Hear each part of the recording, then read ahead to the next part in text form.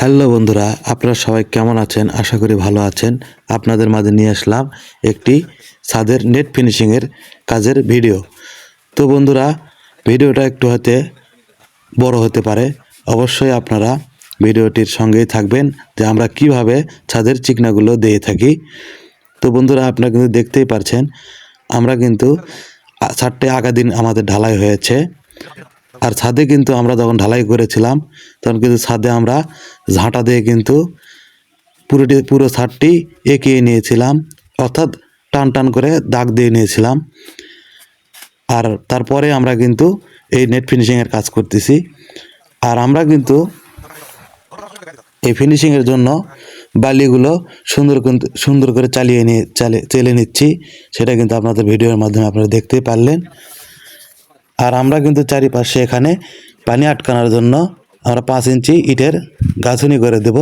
যথেষ্ট ছাদ ঢালাই করার পর কিন্তু এর ম্যাক্সিমাম হলেও আপনাদেরকে 18 থেকে 20 দিন পানি কিউরিং করতে হবে। এই জন্য কিন্তু আমরা চারিপাশ দিয়ে ইটের গাঁথুনি করে দিচ্ছি। তো বন্ধুরা, পুরো ভিডিওটির সঙ্গে থাকুন আর দেখতে থাকুন যে একটি ছাদের নেট ফিনিশিংয়ের কাজ অরিজিনালি কীভাবে করতে হয়। অনেকে আছে অনেকভাবে করে, তো আপনাদের জন্য এই ভিডিওটি তৈরি করতেছি। যারা অনেকে জানে না যে কীভাবে ছাদের নেট ফিনিশিং করা হয়, তো এই ভিডিওটা যদি আপনারা দেখেন তাহলে আপনাদের কিছুটা অভিজ্ঞতা হবে। তো বন্ধুরা, পুরো ভিডিওর সঙ্গে থাকুন।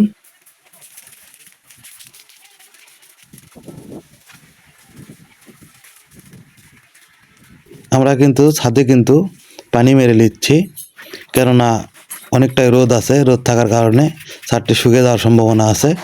তারপরে কিন্তু আমরা পাতলা গোলা ইউজ করছি। অনেকে গোলা বলে বা গ্যারাটিন বলে, যেটা বলে, যাই হোক।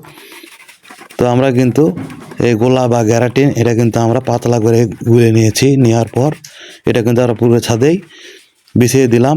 দেওয়ার পর কিন্তু আমাদের মশলা ভাঙার প্রস্তুতিটা চলবে। তো আপনারা পুরো ভিডিওর সঙ্গে থাকুন। আর আমাদের চ্যানেল থেকে যদি আপনারা নতুন হয়ে থাকেন অবশ্যই চ্যানেলটিকে সাবস্ক্রাইব করে দেবেন।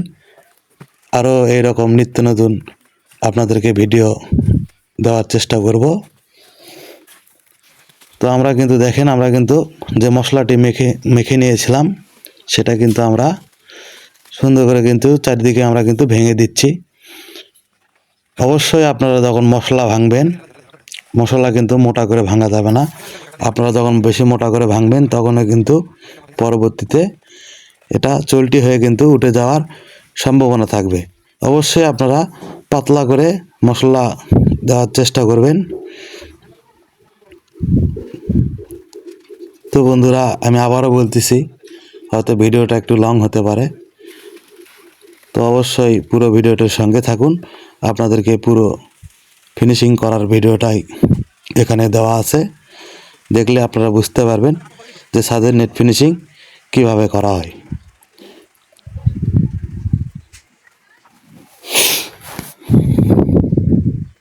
এখন কিন্তু আমাদের পাটা মারার প্রস্তুতি চলছে। আমরা কিন্তু, কেননা ছাদের নেট ফিনিশিং দেওয়ার কারণ হচ্ছে যে অনেক সময় দেখা যায় যে এখানে ছাদ করতে 2, 4, 5, 10 বছর সময় লেগে যাবে। এই কারণে কিন্তু আমরা ছাদে নেট ফিনিশিং দিয়ে দিই। এতে কি হয়, ছাদটা কিন্তু অনেকটাই সুরক্ষিত থাকে। ছাদে কিন্তু শ্যাওলা হওয়ার কোনো সম্ভাবনা থাকে না। আর আমরা পাট্টাটাই এমনভাবে মারবো যেন আমাদের ছাদে যেন কোনো পানি না আটকে থাকে, পানিগুলো যেন সবই পড়ে যায়। তো বন্ধুরা, অবশ্যই সাথে থাকুন।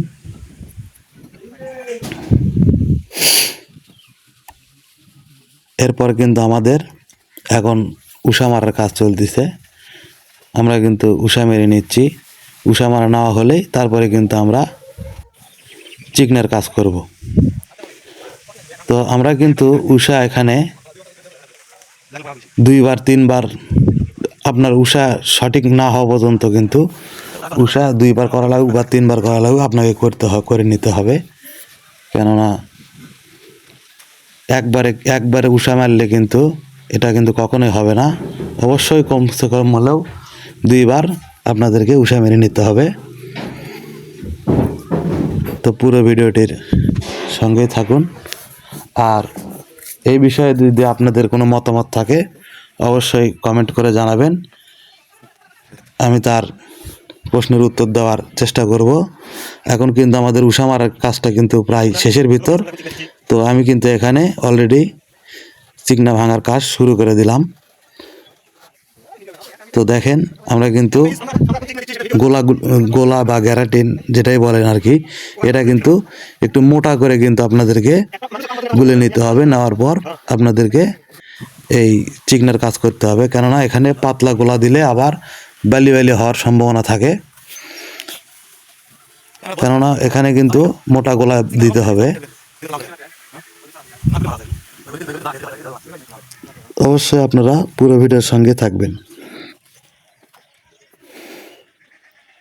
আপনাদের মাঝে কিন্তু পুরো ভিডিওটাই আমি তুলে ধরেছি। আর যদি আমার ভিডিওগুলো যদি আপনাদের ভালো লাগে থাকে অবশ্যই চ্যানেলটিকে সাবস্ক্রাইব করে দিবেন। আর ফেসবুক পেজ থেকে যদি দেখেন পেজটিকে ফলো করে দিবেন ও একটু শেয়ার করে দিবেন, অন্যকে দেখার সুযোগ করে দিবেন।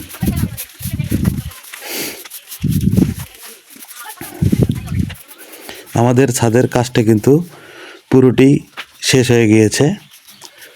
তো আপনাদের কেমন লাগলো আপনাদের মতামতটি কমেন্ট করে জানাবেন। আর অবশ্যই আপনাদেরকে প্যানিকিউরিং কিন্তু বেশি করে করতে হবে।